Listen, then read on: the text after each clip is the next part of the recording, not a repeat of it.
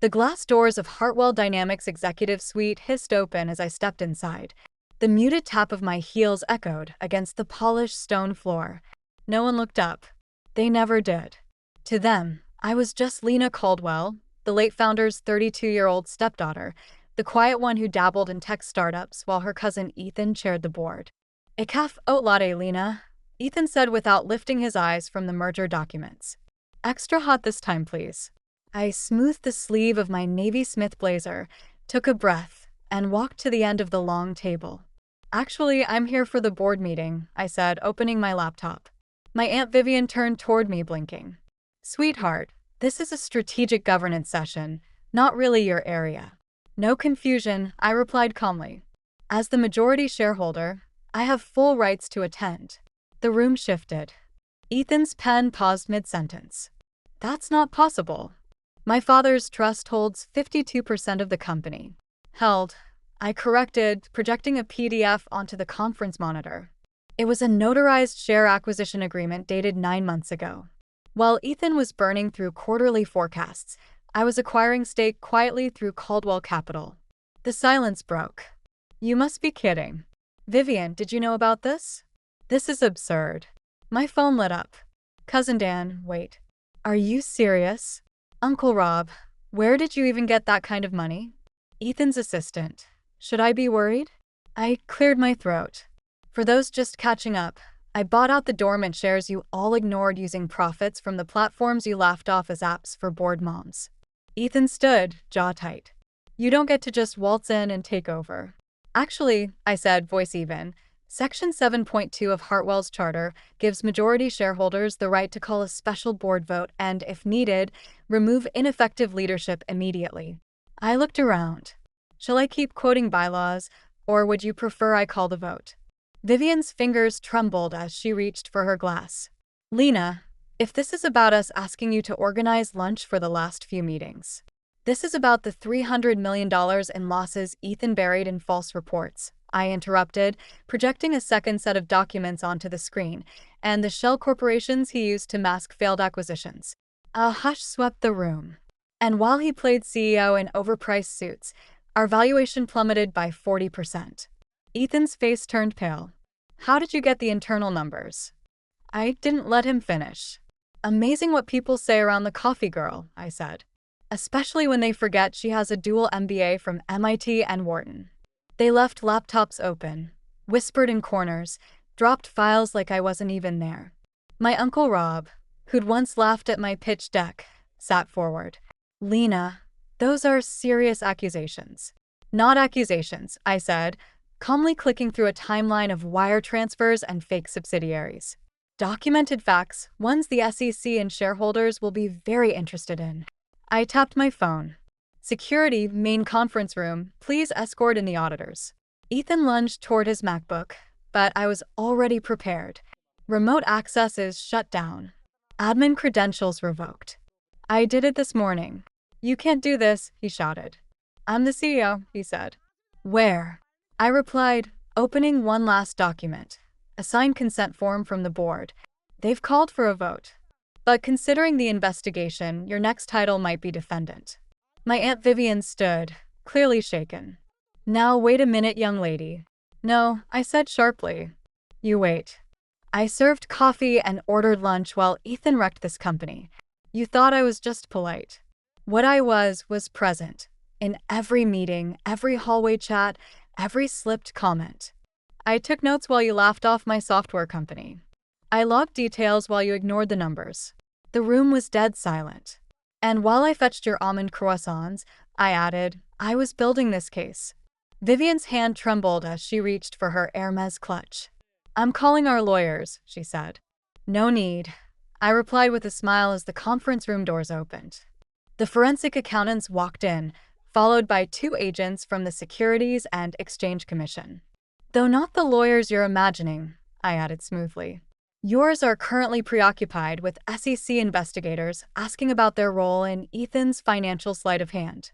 The security team stepped into the room, followed by a group of sharp-eyed professionals in tailored suits carrying briefcases and sealed folders. The lead agent nodded at me. "Miss Caldwell, we're ready to begin." Ethan's face drained of color. You're working with the SEC? Have been for months, I confirmed. Those weekend charity galas I hosted? Great cover for off-record meetings with regulators. You all assumed I was playing hostess, I added as my phone buzzed with messages. Cousin Melissa, what's going on? Uncle David, this easy? You're joking. And Helena, are our stocks safe? I raised my voice just enough for the room to hear. Your shares are intact, or what's left of them, thanks to Ethan's games. But I've developed a recovery plan, one that doesn't involve shell companies or fantasy accounting. The forensic accountants unpacked laptops and scanners as security began collecting devices from the board table. This is insane, my Uncle Robert muttered. Lena, we're family. Family? I gave a hollow laugh. Like when you made me refill coffee for my 22-year-old cousin during meetings, or when Ethan said I should stick to HR because finance is too cutthroat for women. Another ping, a headline, Hartwell Dynamics under SEC probe. Executive overhaul underway. Across the room, Ethan twitched, eyes flicking to his phone, desperately trying to erase evidence. Too late, I said. I already have encrypted backups of everything. Now let's review the last 3 years. I projected the next file. Project Larkspur, $100 million investment, supposedly in a biotech startup, except the company doesn't exist. The funds diverted to a trust in the Caymans registered under your name, Ethan. That was a legitimate risk, he stammered. Really? I turned to the board. Did any of you approve it? Know about it. Blank stares. And then we have the Redmere acquisition, I continued. Told the board it cost $50 million. Actual cost. I clicked. $75 million. Care to explain the $25 million gap? If you've been quietly cheering for Lena from the corner of that boardroom, don't miss what happens next. Subscribe to the channel and follow her as the truth unravels, the power shifts, and long-buried secrets come to light. Sometimes, the one they underestimated holds all the cards.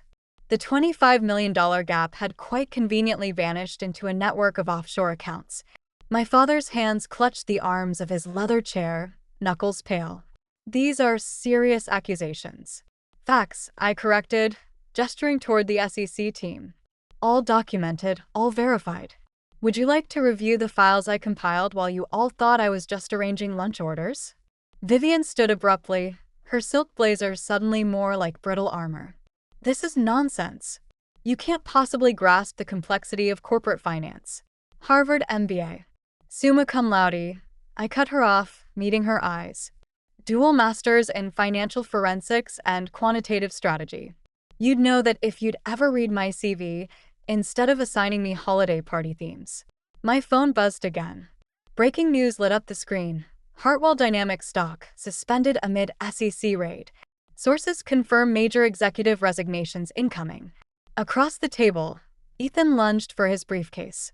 In that case, I said calmly to the investigators, you'll find files on Project Chimera, yet another doomed investment buried in manipulated figures.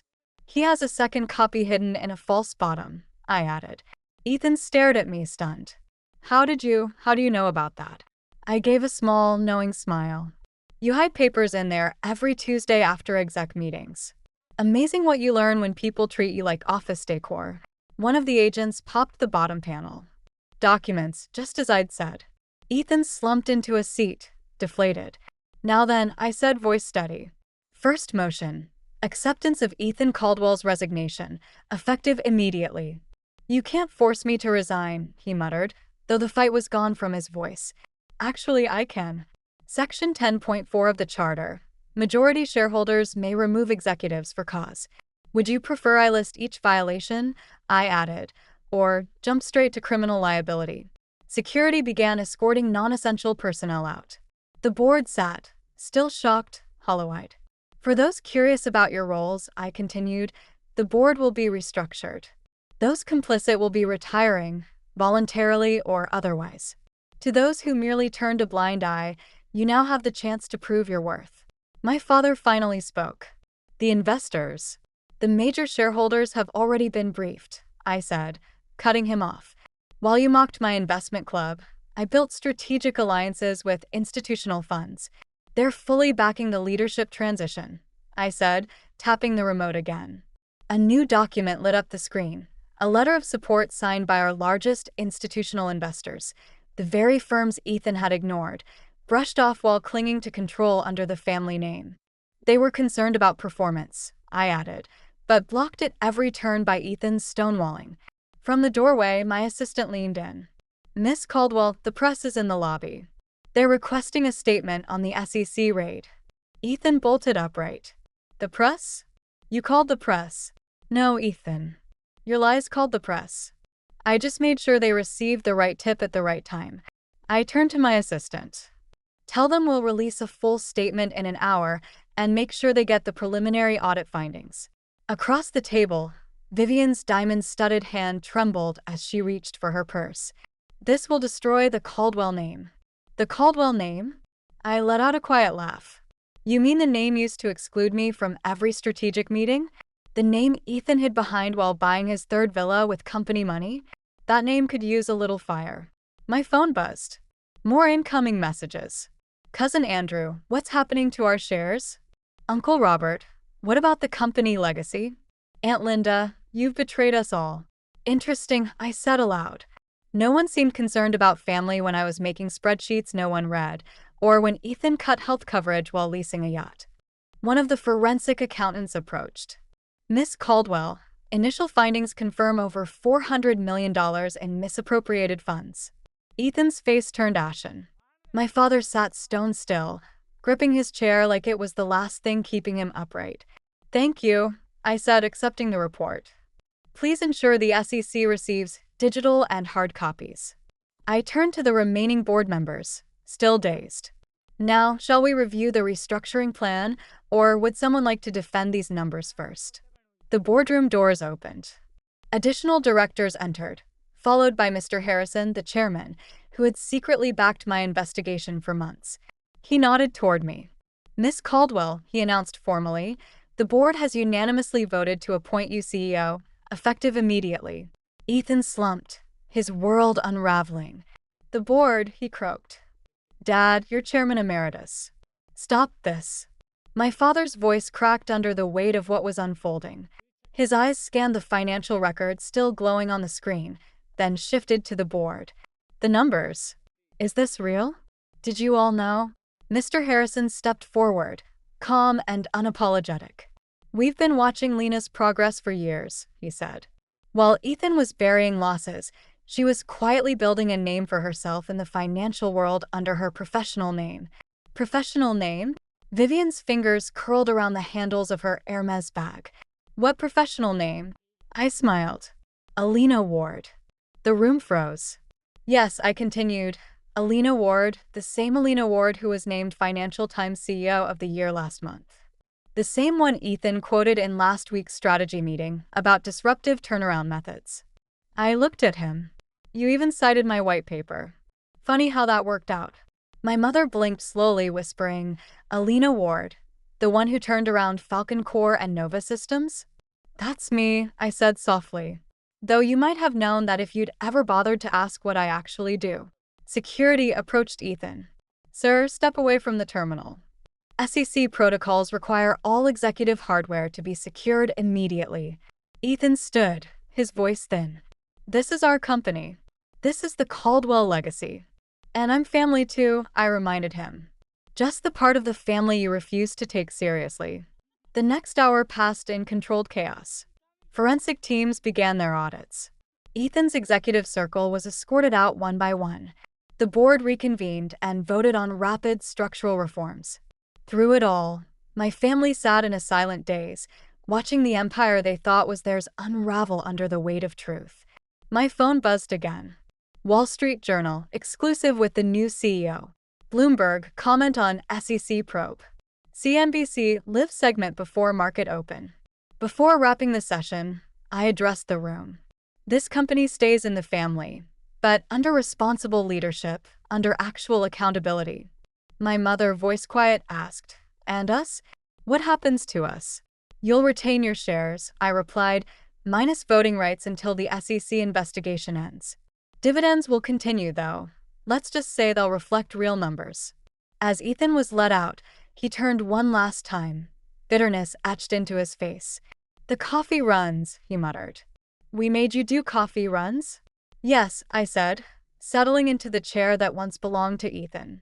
And while you were all busy patting each other on the back in this room, I was building a private investment empire that could buy this company 3 times over. Funny, isn't it? I added softly. How things turn out. Through the glass walls, I watched the last of their luxury cars pull away from the building that would soon bear a new name. My phone rang. It was the Forbes editor I'd been quietly collaborating with. Ready for the cover story? She asked. We're thinking, from coffee runs to corner office, how Alina Ward built a billion-dollar empire while serving lattes. I looked around the boardroom, once a stage where I'd been ignored, now fully mine. Perfect, I said. But let's shoot the cover photo in the break room next to the old espresso machine, the one they said I belonged beside. A new alert flashed on my screen. Hartwell Dynamics stock to resume trading under new leadership. Analysts predict 50% jump at open. I smiled, remembering the years of unnoticed observation. All those board meetings spent taking coffee orders while memorizing spreadsheets, recording patterns, and collecting data. They thought they'd sideline me. Turns out, the best seat in the house was the one behind the coffee cart. They just never saw it coming. One more thing, I said to my assistant. Send out a company-wide memo. Subject: First executive order under new management. Body: effective immediately. The entire break room and janitorial staff receives a pay raise. Because some of the sharpest business lessons start while serving coffee. As the sun dipped below the skyline, I walked into my new corner office, Ethan's old domain. On the sleek glass desk sat a single coffee cup, intentionally placed, a simple reminder of where I started and exactly how far I'd come. Tomorrow morning, the business world would wake up to a very different Hartwell Dynamics. One finally run by the woman they had all dismissed, the coffee girl they never saw coming. If you've ever been underestimated, told to stay in your lane, sit quietly, or fetch the coffee, I want to hear from you.